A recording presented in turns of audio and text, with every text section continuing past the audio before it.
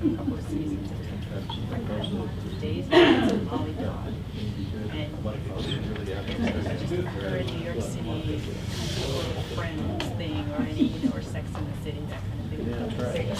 She's trying to sell real estate, and he's very handsome, Indian gentleman. She's warning her. You'll hear it. You can't help but hear it. I've been in the building when it goes off.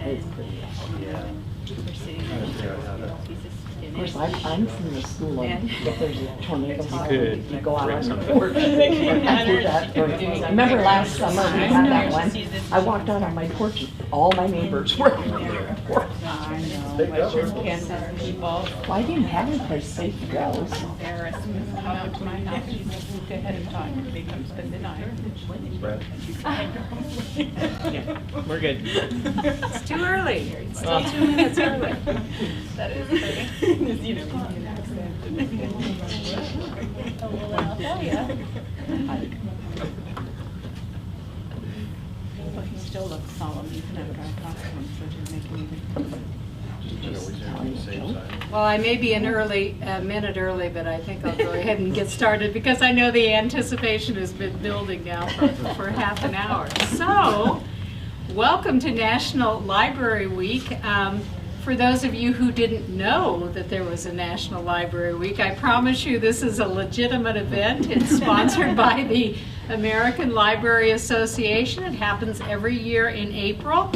And National Library Week is almost as old as I am. It was born in 1958.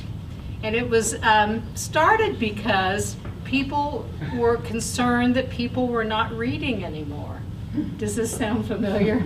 It was born because they were concerned that people were watching too much TV, listening to too much radio, and not paying attention to reading. And so there was a nonprofit group, the citizens group, that was formed called the National Book Committee in 1954. And they had some pretty lofty goals. Their goals were to encourage people to read in their increasing leisure time. Remember, that was back at the birth of automation when we were going to start to have a lot more leisure time. To improve incomes and health, and to develop strong and happy family life. So in 1957, they developed a plan for National Library Week, and the first National Library Week had the theme of Wake Up and Read in 1958. And so here we are, fast forward, I didn't do the math. How many years forward? 57? 67? 57, because it's I'm not that old. Okay.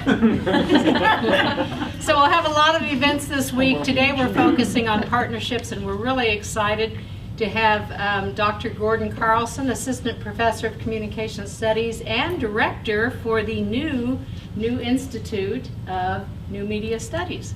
The Institute was born last fall. Really kicked off this semester, correct? Yeah, founded the end of the summer, but now we're finally going.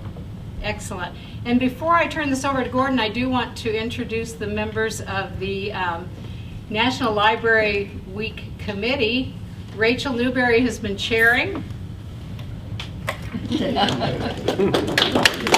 fantastic. Cynthia Garrity, Patty Nicholas, Tom Lippert, and Jeff Iverson. Where'd Jeff go? There's Jeff. And then Mary Alice Wade, who's not with us today. So without further ado, I'm going to turn it over to Gordon. Thank you very much. So first of all, thanks everybody for attending. And please don't treat this as a lecture. So if you have questions or disagreements or whatever, you should just say it. Do not hold your peace. She said I'm an assistant professor over in communication studies. My background is in new media, so I'm interested at the intersection of how new technologies intersect with social structures and human communication. So when a new disruptive technology comes along, how does it force us to change or rethink the way that we do things? So one of the big projects that we're working on in the Institute this year is what we call Principle, and I'll explain it to you in just a moment, but we've had a whole bunch of support in focusing that project on the library. And so I just wanted to start by saying thank you to all the people at the library, the staff and the student workers and even just some of the patrons that we've been bugging over the last several weeks as we do some things. So thank you all very much for your help, and hopefully when we're complete with this project, we'll be able to turn it back to you, and this will be useful to you. So in celebration of National Library Week, we wanted to share where we are on this project. We've got some cool stuff going on, and when the projects are complete, they'll hopefully be a pretty good service back to the community.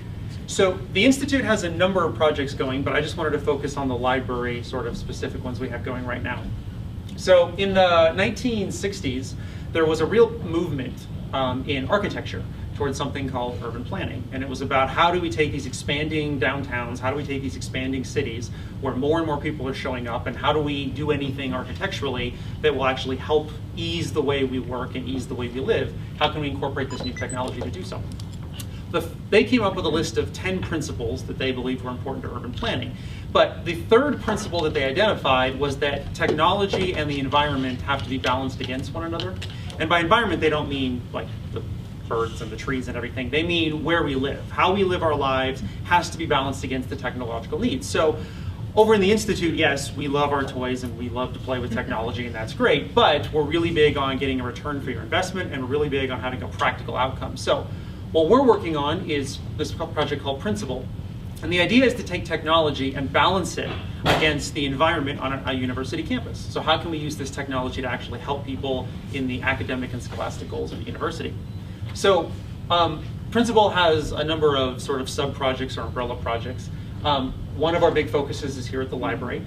So we're developing a piece of software called Stacks that can actually track each individual shelf in the library, where it physically is located in the room, and what ranges of books are available on that stack. Software like this certainly already exists. It tends to be very expensive, and it tends to be over-encumbering, especially for a library the size of Fort Hays. So we needed some information, and we wanted to help the library. So we're actually developing a piece of software built here in Fort Hays by Fort Hays that will allow us to do some of these projects.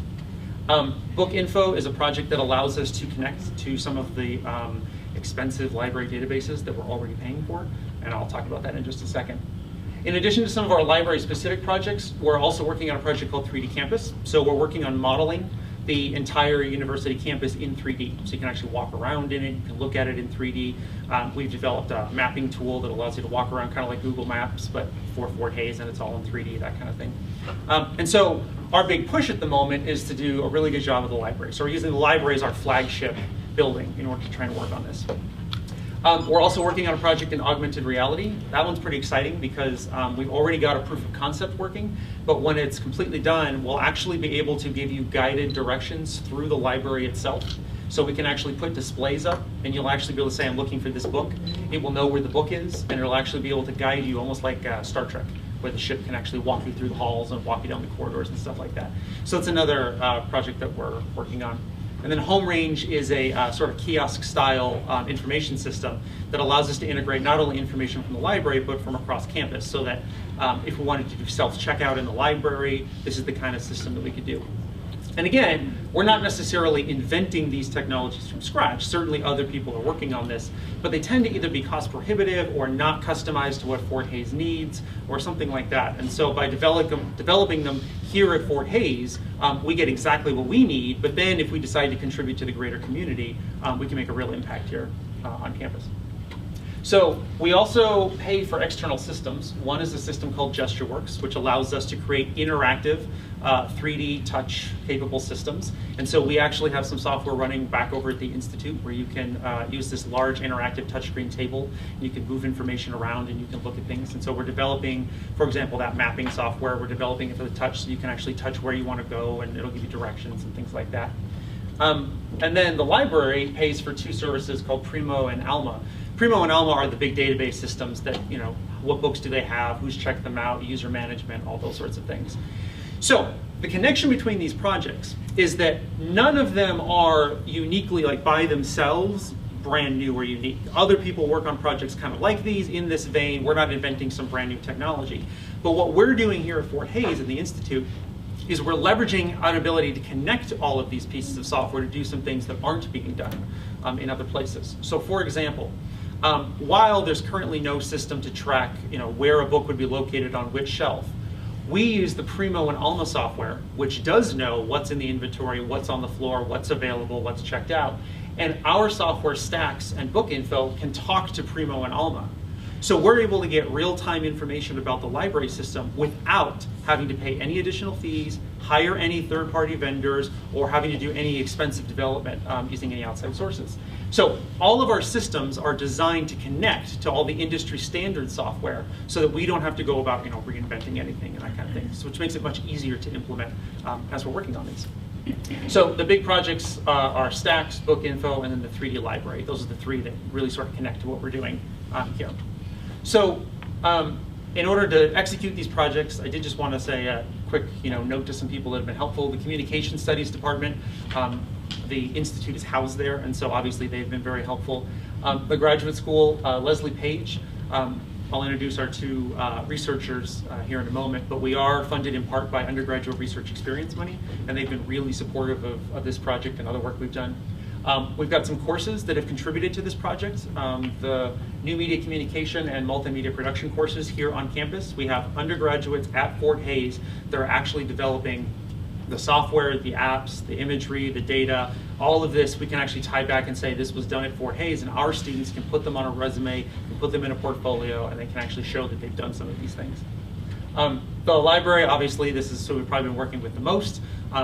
And if you mention our name here, I'm sure you get the, yes, we know them, because we come here with all sorts of weird questions and want to do all sorts of weird things, and so they have to figure out how to make it all work, which we very much appreciate. We love it. And then I work with two full-time student researchers, so we have Caleb Schultz and Marcella McCluskey. They're both undergraduates. Marcella is a senior, so she'll be graduating, assuming she does everything I say. And then we have Caleb, who's a freshman over at the Institute for Applied Technology. And so it's been really great working with them, not only because we directly tie our project back to the work of undergraduate research here at Fort Hays, but we have a senior, we have a freshman, we have somebody from liberal arts, we have somebody from applied technology. And so bringing those two together and seeing how you really can get a lot of practical benefit from interdisciplinary work has been really great. Okay, so you actually want to see some stuff we've done, right? Okay, so we use a piece of software called SketchUp. This is a really popular, really common tool for creating 3D imagery, 3D graphics, 3D design. The idea is, AutoCAD is fantastic. It does the most advanced stuff. It's what you use if you want to build a billion-dollar skyscraper, but the learning curve is really, really high. SketchUp takes the more common things, the easier things, and it makes them much easier so that we can introduce students and new people to 3D imagery, and we can get the ball rolling really fast. And I've been incredibly impressed, not only with the two students I've been working with through the URE, but also in my courses. They've been able to pick this stuff up really, really fast, and our students have been doing some pretty impressive work. So just to kind of get started, the first thing we had to do was we had to develop a 3D model of the building of the library. And so we started by working with the facilities planning people, Troy Steiner, the campus architect. They gave us a copy of some of the basic blueprint information so that we got to start where we were going. And then Caleb and Marcella, they actually had to fill in the blanks. So we actually were using a blueprint from like the 60s when the library was built. And this is not what the library looked like when it was built in the 60s. So to their credit, they, and to a certain extent, students in other courses, they came and we have a laser measurement tool, and they went around and they checked that every pillar was where the instructions said it would be. They made sure that every wall is where every wall is supposed to be. They measured which doors have which kind of glass in them, the correct door knobs, the correct direction for the doors to swing, which of the shelves are temporary, which of them are permanent, and all sorts of things like that. So it's been an incredible labor of love. So we started with just sort of a shell of the building. And then to give you an idea of where we were able to go with that, here is a 3D rendering of Forsyth Library. And so what we can do with this 3D model is we can actually take a look around it. So we can look at the textures and the glass and all sorts of things like that. You can actually come over here and see what material the walls are made out of. You can see the marbling and the glass, that sort of thing. If we zoom out here, we can see that they actually took the time to do things like put the back door in, the writing that's on the building, that sort of thing. And so the reason that we had to construct something like this is because we needed a correct, accurate 3D to scale model. So this model is accurate to within less than an inch. on its measurements.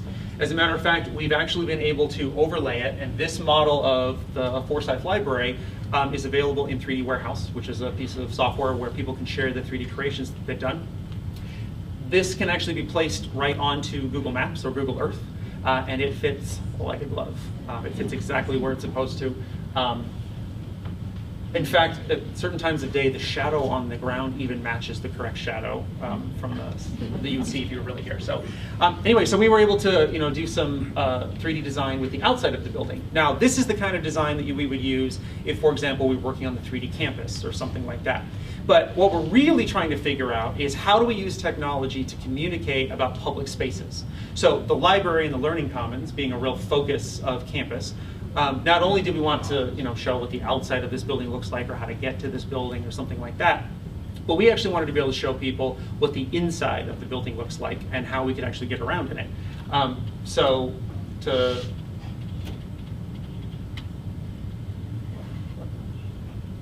give you sort of an idea of what this looks like, first we created a two-dimensional floor plan. So the students took the blueprints and they took their measurements and they created a two-dimensional floor plan of the library. And they actually did all 3 floors here in the building. Then they started to construct this and take it into 3D.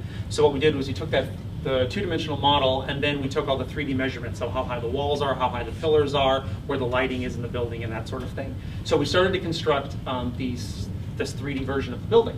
Over time, as we input more and more information, you can start to see that the doors are in, the pillars are in, the walls are in, this sort of thing. So as we are able to put more and more data in, the model becomes more and more accurate as a 3D rendering.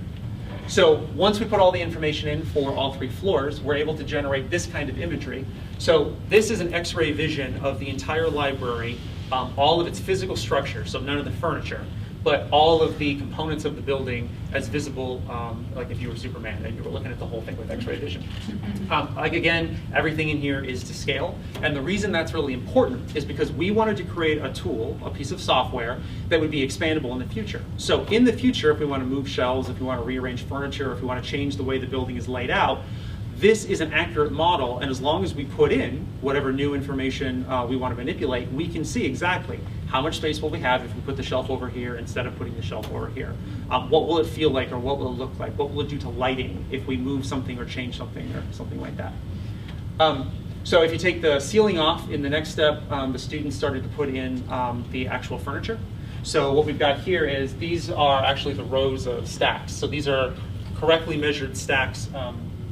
And this is on the top floor, right? The second floor? So on the second floor, if you went upstairs, you would find these stacks, and they're in the correct locations, and they're to the correct size. So, and I don't know if you guys ever stop to think how many stacks of books there are in the library. Like in your head, you go, yeah, a lot, right? There's a lot of books. But then when you tell somebody, hey, will you go count them and mark on a map where they are? It turns out there's like a lot. There's a lot of books in the library. And so we actually did have to work on a little bit more sophisticated system for managing this information. We have special machines over in the Institute that are real high powered, designed for this kind of thing, and we've managed to crash them several times. Just the size of the raw data, and just in case anybody is interested, of the full 3D model of the library, including furniture at the moment, is currently about 8 gig of data in order to model it in 3D, and that doesn't even include any of the textures. So that's just the geometry. That doesn't even include what things actually look like yet. So we were able to construct a 3D model, and then as we put more and more of the information in, you can see more and more of the stacks start to fill up, and eventually we start to comprise this 3D model of the library. So here's what the top floor of the library looks like from the top, if you rip the roof off. So each of these is one stack of books, double-sided, typically 3 to 5 rows high, and you can fit over 100 books onto some of these shelves, so you can imagine how big this is. But we did actually incorporate where each piece of furniture is.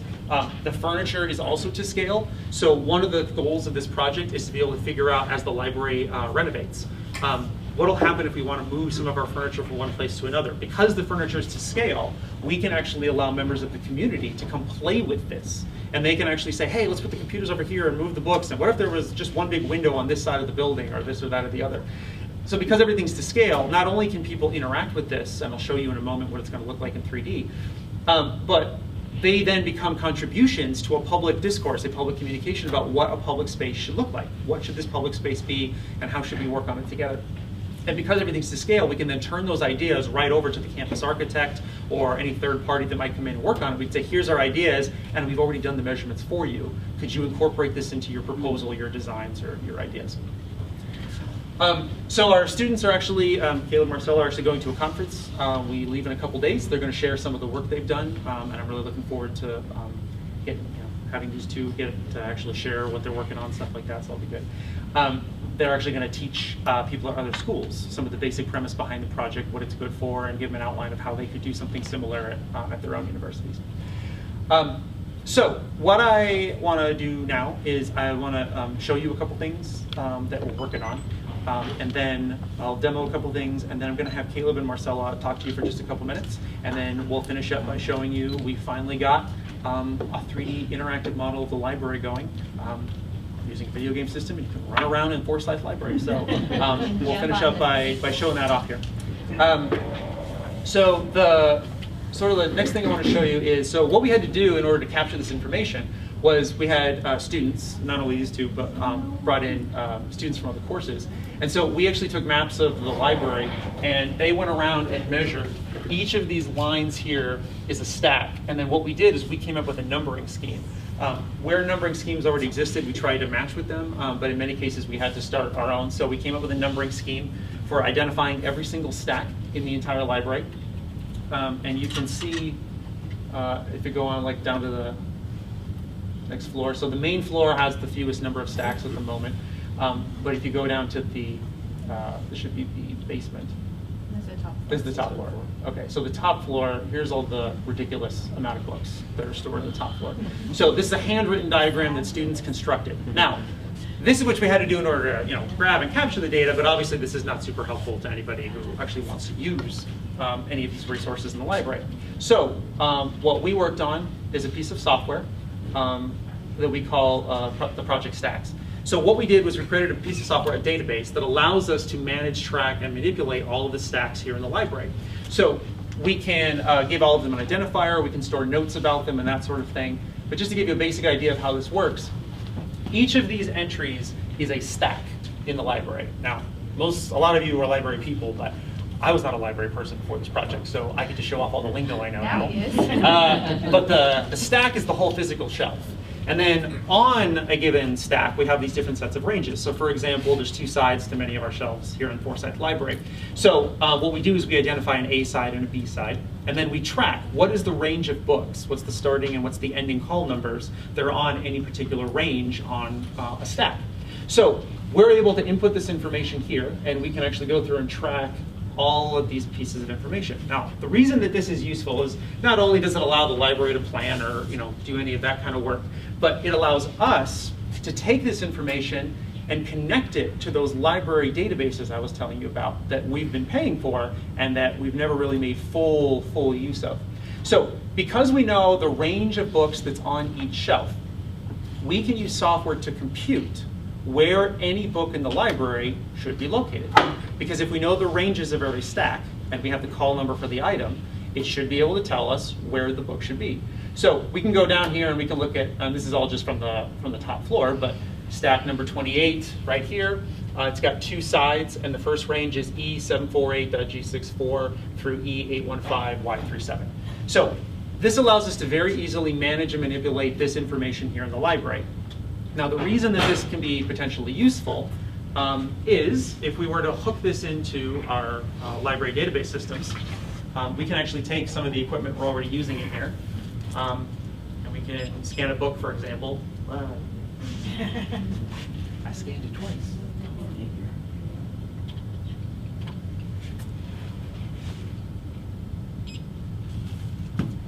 So we can take the information off the book. We can run it against the Primo and Alma databases that the library is already paying for. So again, this is no additional cost to Fort Hays.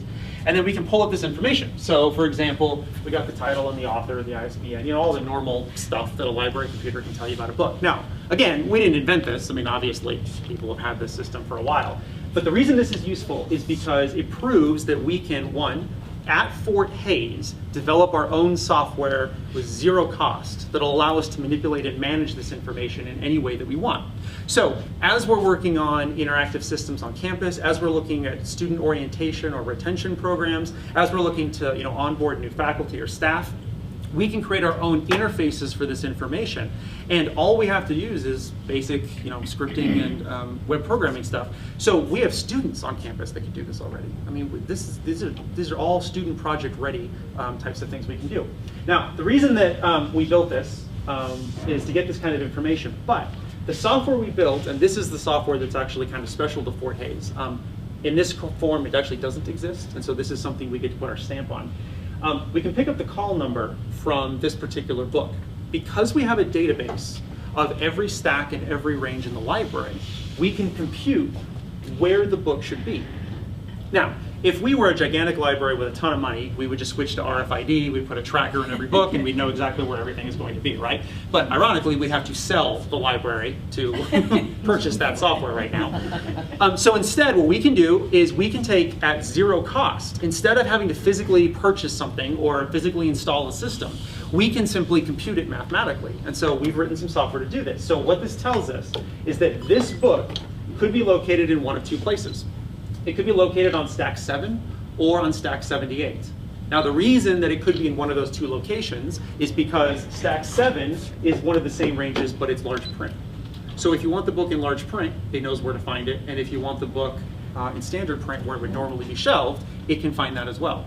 So as we input all the rest of the data from the library and the library holdings, and we connect it to Alma and that sort of thing, we should be able to get much more granular data that can allow us to search for particular types of books or limit it to particular parts of the library and things like that.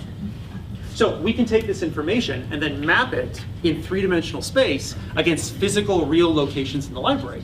So that means once you know the call number of our book, our software should be able to guide you directly to the shelf that that book is supposed to be on.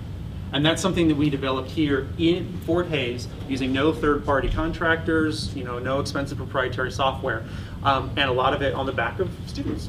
I mean, so not only do students get to be involved, we get to save costs, and we get to do something that a lot of other libraries are struggling to do right now. And so there's a lot of really great opportunities for us here. And Gordon, one of the things, just looking at this, I see one of the things it says the item should be located in popular. And so we ought to be able to say these are the different stacks that are part of popular. Exactly, right. Yeah. So for example, you'll be able to Family. scan a book and click a button that says, I want it in big print. If the library has it in big print, we can direct them to that shelf. If they don't want it in big print, we can direct them to that shelf. And so we can actually manipulate all of that sort of metadata about the stacks, just like we can manipulate the metadata around holdings in the library and that sort of thing. So, in your shelves. So this is a piece of software we can use to connect. Now, again, this is still not like earth-shattering, groundbreaking. I mean, this could be done somewhere else if they simply wanted to. So we wanted to take it sort of to the next step, which is we wanted to figure out how to connect this information to like how you would actually interact with the library yourself. So the same software that we worked on there, we can actually connect to information from a Tiger card. So one of our student workers, Caleb here, or our student researcher, sorry. Caleb, what we can do is we can actually pull information off the Tiger card. What this means is, because we now have software that can interact with your Tiger card and get your information from that we need, and because we have the ability to interact with the library database and put the holdings together, if you wanted to go purchase a self-checkout system, like a kiosk where you can check out your books on your own and that sort of thing, there's a significant investment financially there. There are some alternatives that are less expensive, but they tend not to be very customized and that sort of thing. So we have all the parts necessary. We can make a kiosk where you simply walk up to it, you search for a book. It will then figure out where your book is physically located in the library. It can then give you specific directions for how to go to the shelf that the book is actually located on. You can then retrieve the book, come right back to the same kiosk, swipe your Tiger card, swipe your book, it's checked out, and you're out the door. So we can make a self-checkout kiosk system for the library as a student project with no overhead costs, with no additional resources from third parties or vendors or anything like this. And this is something that we can do right here in Fort Hays. Yeah? What is the scalability of that? Because I'm thinking of the notion of people not typically coming into the library really knowing exactly what they need, but rather at any of our computer banks where we have multiple, can they simply just sit down, do that, log their number, put in their ID, and get the same result, or is it something that really needs a dedicated standalone? Actually, what's really great about this is, since we get our raw data out of Alma and Primo, we don't host that. And that's built, real large scale. So that's already good to go. I mean, they're ready to run 50,000 queries at a time. Right. I mean, it's more people than exist on our campus. Right. And then our system, I mean, we've tested thousands of queries against it, and So it we runs. have all the computers It runs running just this. fine. The overhead is incredibly low, and that's why what's so great is that it doesn't require dedicated hardware. We can run it on what we already have at Forsyth. It's, as far as your computer is concerned, it's just a web page. That's all it's running on the computer. And then on the server, it's a very low intensive piece of software. It's just a PHP script.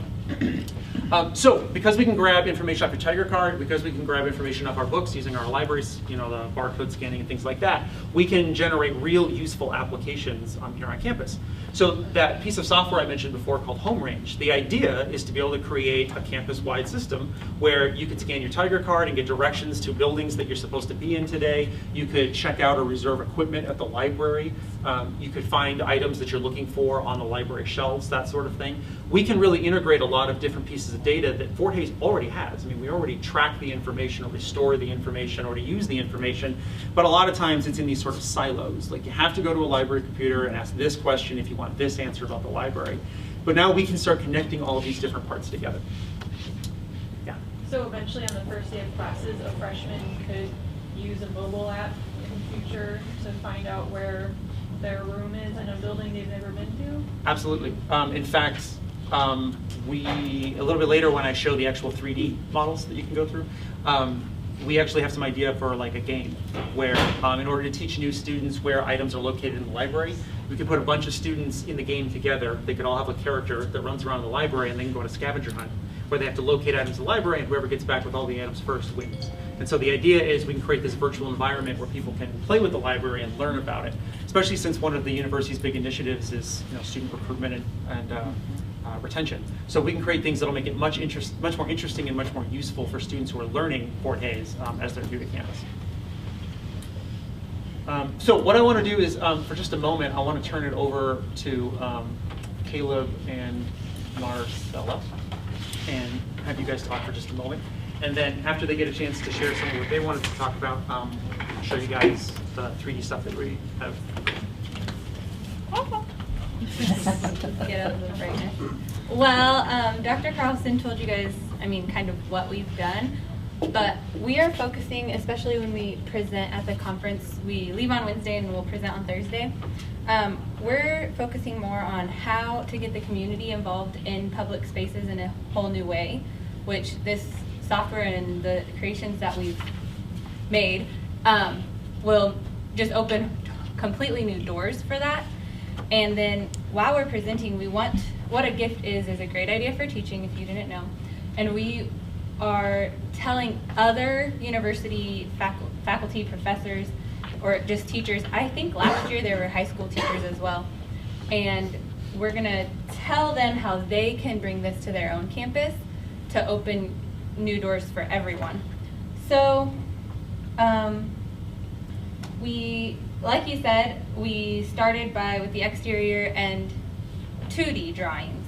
And it was so helpful to have the blueprints, but like you said, we did have to add, especially in the basement.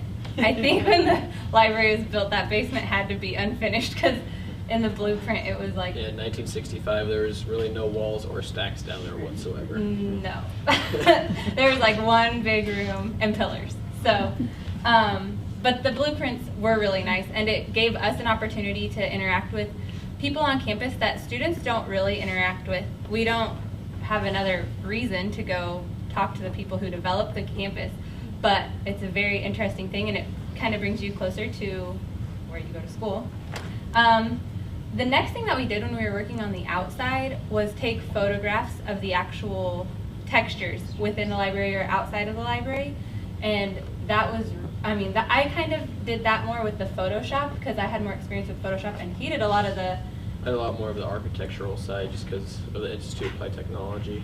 Yeah. Helped me And out. so it was really nice to have both of us with our two specialties because I learned a lot about kind of what he does over in applied technology, and I think you learned I learned some. a little bit from it. I think you did. He did a lot. Someone He- was over the head, but But he I did got some it. really cool Photoshop stuff by the end, so I think you learned something.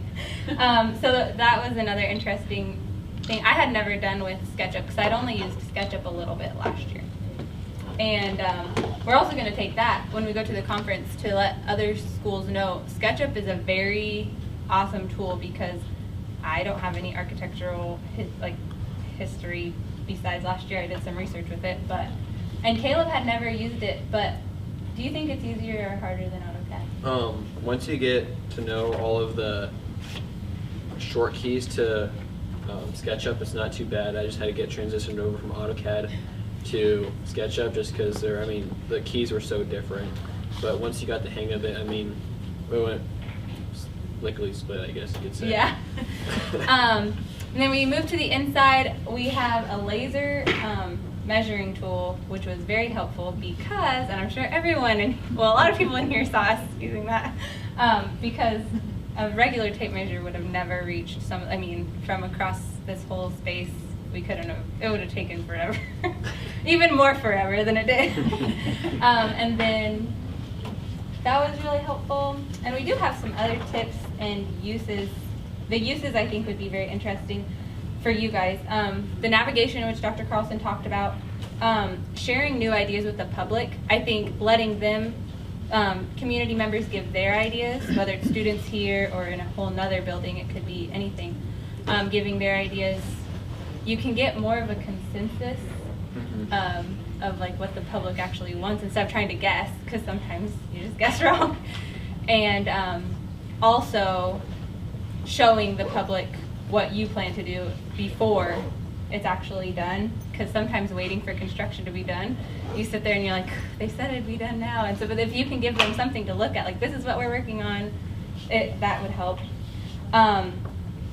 Public outreach, community service, and service learning.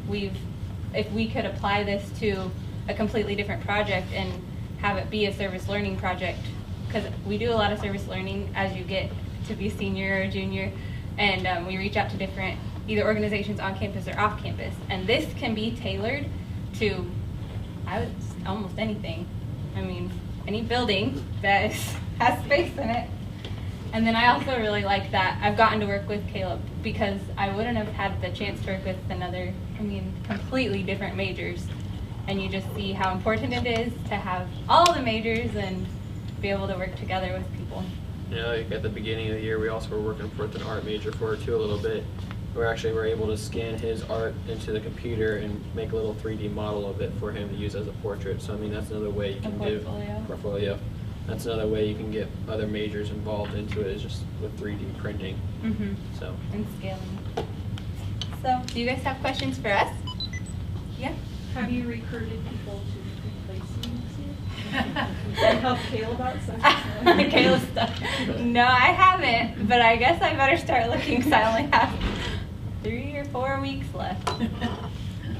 Yes. One of the things that really excites me about the game, and I hadn't even thought about it until you were just now talking about it, but the way we introduce first-year students right now to the library is either we're at a table where we hand you some paper over in a big commons with everybody else, or people come in and get their one-shot instruction class if their class happens to come.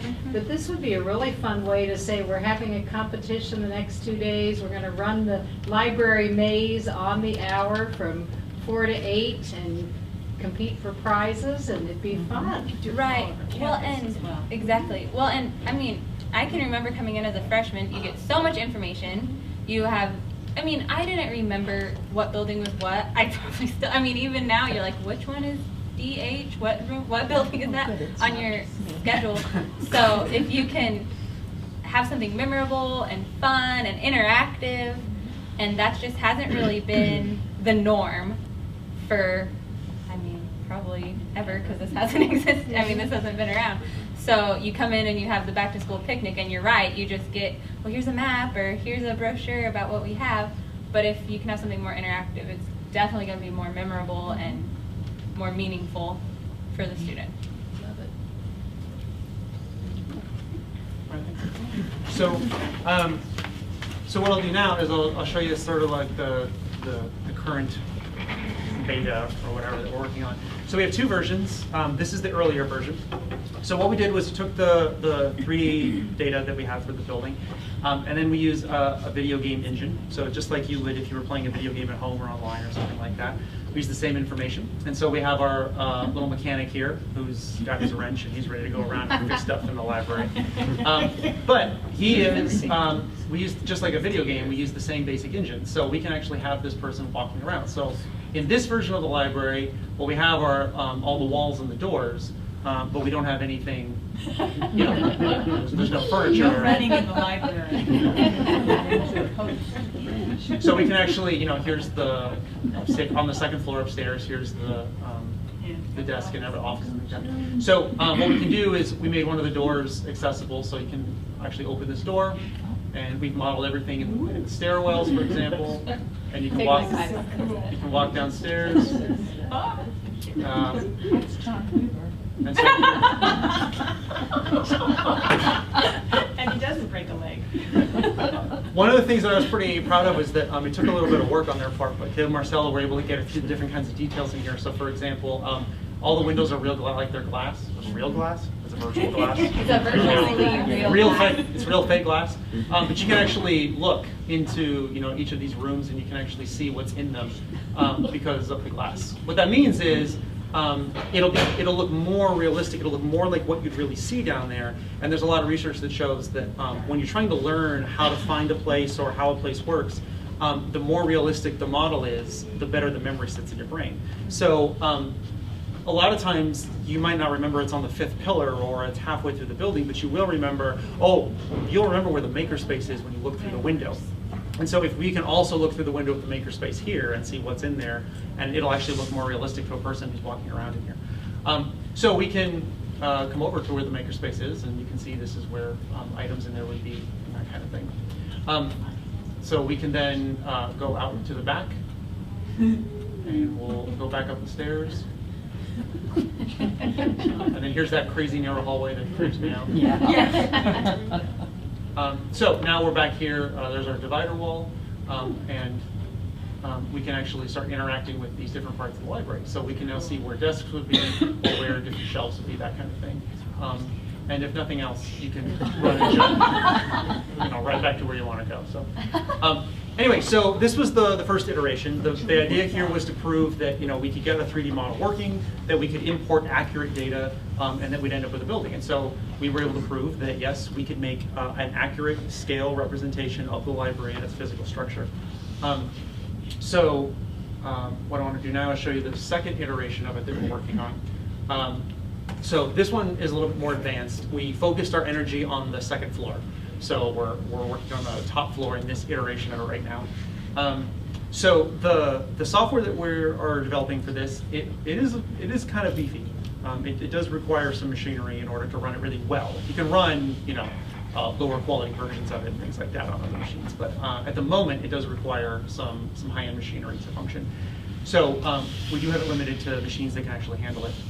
But the third iteration that we're starting to work on now, which will have all 3 floors of the library, all the texturing and that kind of thing, there's some things we'll do to make it much more accessible so that we can run it on, you know, the kinds of machines we would normally have available in the library and that sort of thing. So what we did for this version of the library is we included all of the furniture. In order to get this ready to sort of share with you, most of the stacks we simply represent where they are, but we did include some actual 3D modeling of the stacks to show you kind of what the books will look like in the library, that kind of thing. But most of the work for putting in this information was done either by the students who went and mapped the library, or by our 2 students working on the research here. And it's a pain. Like, this is a lot. I mean, it is. But what I'm really proud of is like if you go upstairs, I mean, like like the little, that little globe by the couch and stuff, like that's in here. Like that kind of detail is in a 3D model like this, and that's what's really going to change it from just an interesting looking map to something that's actually going to be useful to people. So, so what we've done is we've started working on this part of the library here. And so you can see here's like the furniture and things like that. So you can actually see what is located in this part of the library. Here's all the different stacks that are available. So here's what here's kind of what books would look like on the shelf and that sort of thing. But for now, we've just sort of modeled the furniture, and then we're showing what stacks look like just as these sort of generic, stacks of information. But what I think is really helpful is we included a lot of detail. So for example, the rows of the study cubicles and that kind of thing. And those are all accurate. That's exactly how many there are, and that's exactly where they are, that sort of thing. Which means if you wanted to, we could label these if you wanted to reserve them or check them out, or if you wanted to tell somebody to meet you near, kiosk number 10 or something like that. And so all of these different meeting places are also visible in here. And so we can, tell people, well, this is where we're going to meet, or this is where we're going to work on something, or that kind of thing. So if we come back out here more into the center of the library, you can actually see, here's where the different shelves are, here's where the desk is, here's where all the student workspace is, that kind of thing. And so the idea is, what we're going to be able to do in the third iteration of this software is at the moment you can walk him around, which is great because you can do virtual tours and that sort of thing. But we also have a beta version working right now where we create a map. We create a gridded map of the entire floor of the library. We take the database of every single stack in the entire library, and our guy will be able to figure out how to walk you from any point in the library to any other point in the library automatically. And you can even do things like have some doors be locked or some doors be unlocked. We can do things like, if there's maintenance, we can close off the rear stairwell. We can highlight the restrooms as you're walking by or something like that. So the idea is somebody can walk in and say, okay, I'm looking for a book, and then they find their book. But now it doesn't have to be a dot on a map. We can have a display where an actual person will walk you through an accurate, high-fidelity 3D map of the library and walk you directly to whatever shelf your book is on. And this is something that we can do at Fort Hays for basically little to no cost in terms of financial. And the work and the labor that goes into it is perfect for student projects, graduate research, classroom types of contributions, that sort of thing. And as we're working on this, we're keeping it as modular as possible to make it easier for different groups on campus to contribute. So if you've got a computer science classroom and you want to do something in JavaScript, we have chunks of the project that can be written in JavaScript. So your class could do a class project and contribute to this overall goal. Or if you're in graphic design and you wanted to do a more accurate version of what the walls and the paint and the flooring look like, you could contribute that to the design. It doesn't have to be stored and housed in just one location or anything like that. So everyone in Fort Hays is able to contribute to a system like this that can be both interactive, so that you can walk around in the library yourself, or it can be instructive. So we can actually take the, some knowledge of all of the experience everyone in the library has here, and we can make it accessible to somebody who's trying to find information in the library or trying to do that kind of work. In the third iteration of this, which we've already started doing, we'll have all 3 floors included.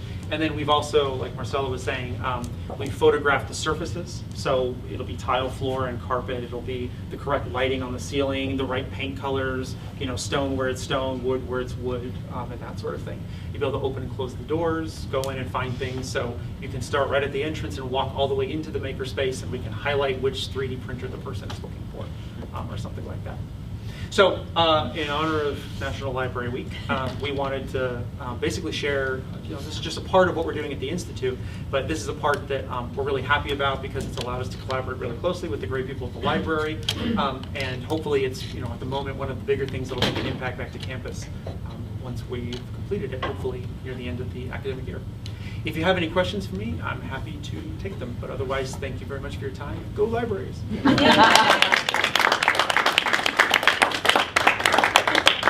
I have to admit, when Gordon started talking about this project, I never imagined that you could get this far in this amount of time. You all have just made amazing progress. And every time I look at it, some new idea comes to me, oh, we could do this and we could do that. So this has just been a great partnership and a great project. And we thank you all for your research and your hard work. Yeah. Thank you. You want to draw a couple of these? Anybody not library employees, sorry guys. Need a raffle ticket? Anybody not have a ticket? have We have Mary's. somebody over here. You've got Mary. Yep. Students should be eligible for anything. That's right. I think there's a design flaw. Well, that's what these are for. Oh. We'll pick 3. Pick 3. One of Gordon's students wins, then we'll pick an extra one. Okay, perfect. So into the magic box.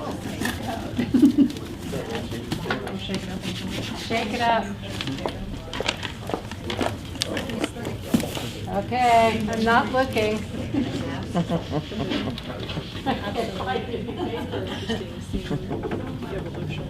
002. Yeah. Yay! And what's his fabulous prize? It is a decal sticker for the front of your computer. Or wherever else you want to put it. Don't mess up the math book. 001. Right here. Twinsies. Okay. Small print out. No.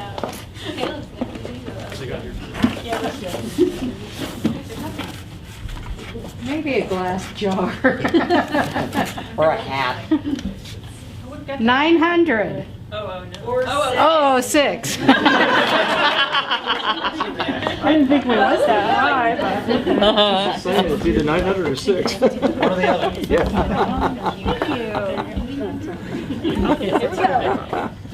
There's one more. No, that's it. Oh, that's it. Did you want a blue bracelet? Oh, yes.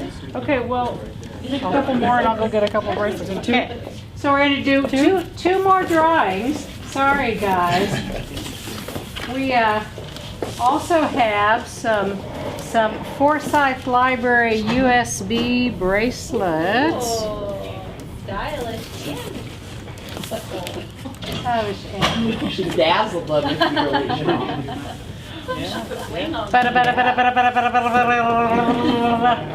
004. That's me! Yay! And last but not least, 007. That's Mary. All right. Lucky number. Yay. Okay. Well, thank you all. Happy National Library Week. Thank you, you too. You want weapons? We got books. Yes. We just don't have the. All right, I'm going to go up in case anybody wants their picture taken. Okay. Oh, don't forget. Stop by and get your picture taken in the National Library shelfie frame.